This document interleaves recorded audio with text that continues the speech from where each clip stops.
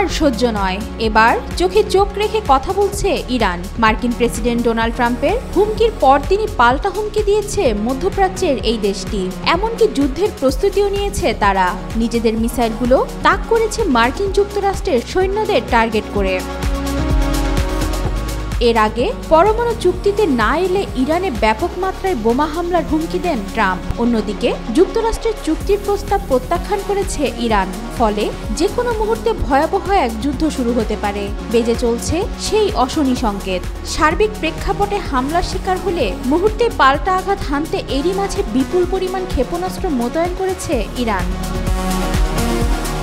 ইরানি সংবাদ মাধ্যম Tehran Times জানিয়েছে, দেশ জুড়ে থাকা ভূগর্ভস্থ সকল ঘাঁটিতে উৎক্ষেপণ যন্ত্রে বসানো হয়েছে শত শত মিসাইল, যাতে মুহূর্তে সেগুলো ছুড়ে মারা যায় শত্রুর শিবিরে। বিশ্বের বিভিন্ন জায়গায় যুক্তরাষ্ট্র বা তাদের সাথে সংশ্লিষ্ট লক্ষ্যবস্তুগুলোতে আঘাত হানতে সক্ষম এসব মিসাইল। ফলে ইরানে আঘাত হানলে যুক্তরাষ্ট্র ও তার মিত্রদের চরম মূল্য দিতে হবে। ইরান যে কোনো সময় পরমাণু অস্ত্র বানাতে পারে, সে আশঙ্কা থেকেই তাদের একটি চুক্তিতে আসতে বাধ্য করতে চাইছে যুক্তরাষ্ট্র। এই প্রসঙ্গে সর্বশেষ বক্তব্যে ট্রাম্প বলেন, ইরান পরমাণু কার্যক্রম নিয়ে নতুন চুক্তিতে না এলে সেখানে এত বেশি বোমা ফেলা হবে এর আগে যা তারা দেখেনি।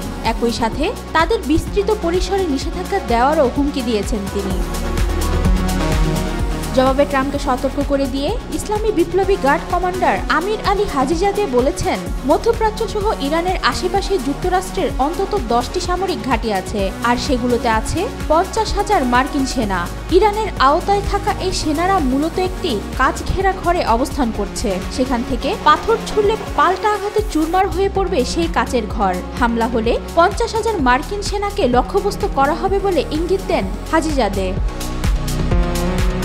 একই সাথে ইসলামী বিপ্লবী গার্ডের নৌবাহিনীর কমান্ডার আলী রেজা তানসিরি ট্রাম্পকে হুঁশিয়ারি দিয়ে বলেছেন, শত্রুর যে কোনো ঘাঁটিতে আঘাত হানতে সক্ষম ইরান। ফলে কোনো প্রকার হামলার শিকার হলে অবশ্যই বদলা নেওয়া হবে। মার্কিন সেনারা পালানোর চেষ্টা করলে তাদের মেক্সিকো উপসাগর পর্যন্ত তাড়া করা হবে বলে হুঙ্কার দিয়েছেন তিনি। এদিকে ইরানের সর্বোচ্চ ধর্মীয় নেতা আয়াতুল্লাহ আলী খামেনির উপদেষ্টা আলী লারিজানি বলেছেন, ট্রাম্প যদি হামলা চালায় তাহলে ইরান পরমাণু অস্ত্র না বানানোর ব্যাপারে যে নীতি অনুসরণ করে চলছে তাতে বদল আসতে পারে। তবে হামলা হলে ইরানকে মূলত পরমাণু অস্ত্র বানানোর দিকে ঢেলে দেওয়া হবে। পরিণতিতে পারমাণবিক অস্ত্রই মোকাবেলা করতে হবে যুক্তরাষ্ট্রকে। ইরানের হাতে আর কোনো বিকল্প থাকবে না। ওয়াহিদা পারভিন, আজকাল।